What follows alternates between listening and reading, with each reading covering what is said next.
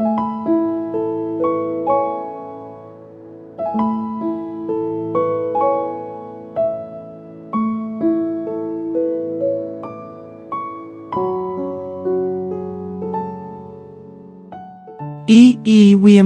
Nefer Kemet.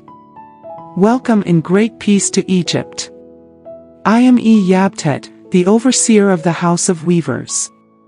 I worked for the royal palace during the 5th dynasty of the Old Kingdom period. I have crossed the time barrier to talk to you in this episode about textiles in our country. And this will continue for another episode to complete the story. The production of textiles played a significant role in our economy and trade. We were skilled at spinning, weaving, and dyeing textiles. Our fabrics were highly valued both within the country and outside of it. During my time, most spinners and weavers were women. However, men were also employed in the production of textiles, whether during the cultivation of flax or the manufacture of linen and textiles. Flax was first cultivated in the Nile Delta, then it was grown throughout the country. This is what it looks like in the fields.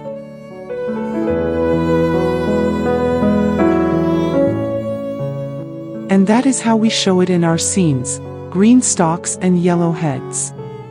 The earliest evidence of textile production in our country dates back to what you call Neolithic and pre-dynastic periods around 5000 BCE, like these colorful examples found at El Gabalane. This was before the foundation of the First Dynasty and the beginning of the historical period of our country. The first dress ever made of linen was discovered in Egypt. The Tarkhan dress is a linen garment that was discovered in 1913 during excavations at the ancient Egyptian cemetery of Tarkhan, which dates back to the First Dynasty, circa 3100 to 2890 BCE. It is the oldest known example of a woven and tailored garment. It provides valuable insights into ancient Egypt's clothing styles and construction techniques. We can notice the delicate plissé fashion that dates back to that ancient date. Flax was labor-intensive and time-consuming, but the resulting fabric was highly valued for its quality and durability. The linen-making process begins with harvesting the flax plant. Men and women are employed to pluck the plant up by the roots.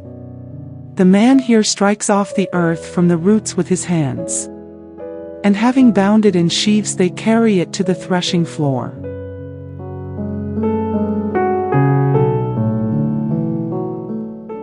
The sheaves are then forcibly drawn through an instrument, which is armed at the summit with metallic spikes.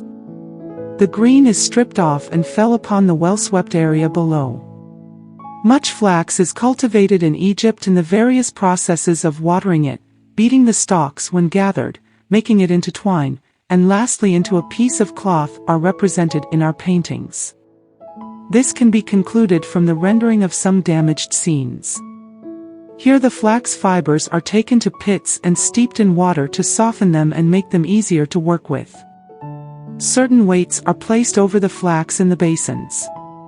This is done during the immersion step. The flax is warmed by the heat of the sun. The rind is then becoming loose, indicating its sufficient maceration. Flax is then taken to be dried in the sun. Soaking the flax in water lasts for several days until the fibers can be easily removed. After the fibers are separated, they are combed to remove any remaining plant material and to straighten the fibers. And then the fibers are dried up. It is then beaten by mallets on stone slabs to remove the seeds and woody parts. The outer fibers nearest to the rind are suitable for the wicks of lamps. It is combed out with metallic or wooden hooks and combs. But the inner parts are of a whiter and finer quality. After it is made into yarn, it is polished by striking it frequently on a hard stone moistened with water. Once the fibers are cleaned and straightened, they are spun into thread using a spindle. A drop spindle is a simple tool consisting of a long thin stick with a weight at one end. The spinner will attach a bundle of flax fibers to the spindle and then spin the spindle to twist the fibers into thread. These are the instruments used in this process. The spinning bowl, used to hold wet linen strands taut for spinning into threads. And these are spindle whorls. And that is a drop spindle. Here are some other tools as well, such as shuttles and combs. The spun flax is then made into yarn, which in turn is twisted into a rope. The thread is then woven into a fabric using a horizontal or a vertical loom. The loom used in ancient Egypt was typically a horizontal loom, which consisted of a frame with two beams, one at the top and one at the bottom. These are the first steps of preparing a loom from a rendering of a damaged scene.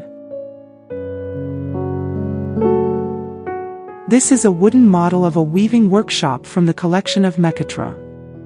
It shows women working on a horizontal loom. The warp threads, which run vertically, are attached to the top beam and held under tension by weights at the bottom beam.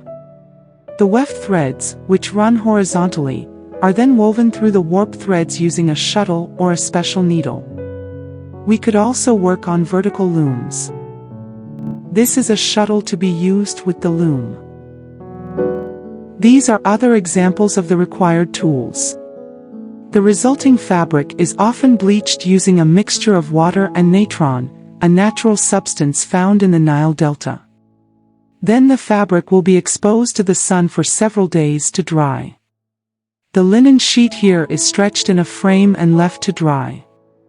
The final product is a soft, durable, and highly prized fabric that is used for a variety of purposes. We use several techniques to preserve the colors of the dyed fabrics. The step of preservation and fixation precedes the dyeing process. One of the most common techniques is to treat the fabric with a mordant before dyeing. A mordant is a substance that helps the dye to adhere to the fabric and improves the color fastness of the dye. One of the most commonly used mordants in ancient Egypt is alum. The mordants are used also to change the hues of the colors by trial and error. We could discover the characteristics of the mordants and how to make use of them, even without explaining what you call their chemical nature. And don't forget our skill in the employment of metallic materials to produce our everlasting colors. Another technique is the use of fixatives, which are substances that help to set the dye and prevent it from fading. One common fixative, which we used, is tannin. It is obtained from the bark of certain trees. The fabric was soaked in a tannin solution before dyeing to help the dye adhere to the fabric and to improve the color fastness of the dye. Additionally, we sometimes use a technique called over-dyeing to improve the color fastness of the fabrics. This involves dyeing the fabric with one color and then dyeing it again with a different color to create a new color. The second dyeing process will often help to fix the first dye and improve its color fastness. The use of color is an important element in our textiles. You may wonder how we could dye our fabrics and how the use of color in our textiles changed over time. We used a variety of natural dyes to color our fabrics. Some of the most common sources of natural dyes included plants, insects, and minerals. One of the most used dyes is indigo, which is obtained from the leaves of the indigo plant. The dye was produced by soaking the leaves in water and then fermenting them to create a blue pigment. Another common source of dye was madder, which was obtained from the roots of the madder plant. The roots were crushed and soaked in water to produce a red pigment. Safflower was also used to produce a red dye. The petals of the safflower plant were soaked in water to produce a yellow pigment, which was then treated with an alkaline solution to create a red dye. Other sources of natural dyes included pomegranate rind, which produced a yellow dye, and henna, which produced a reddish-brown dye. Once the dye was obtained, the fabric was typically soaked in the dye bath for several hours or even days, depending on the desired color intensity. After the fabric was dyed, it was rinsed and then hung out to dry.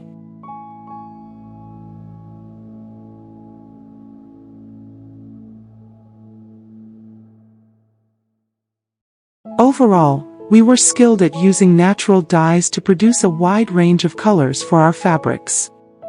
In the next episode, I'll tackle the different patterns and designs of our textiles. Also, I'll demonstrate the various uses of textiles, their purposes, and the rest of the relevant topics. See you in the next episode.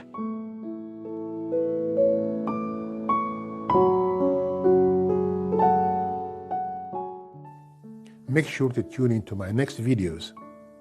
If you have any thoughts or questions, add them to your comments. Kindly press the like, share, and subscribe buttons. I'm Farag al-Sharabasi. See you in the next episodes. Thank you.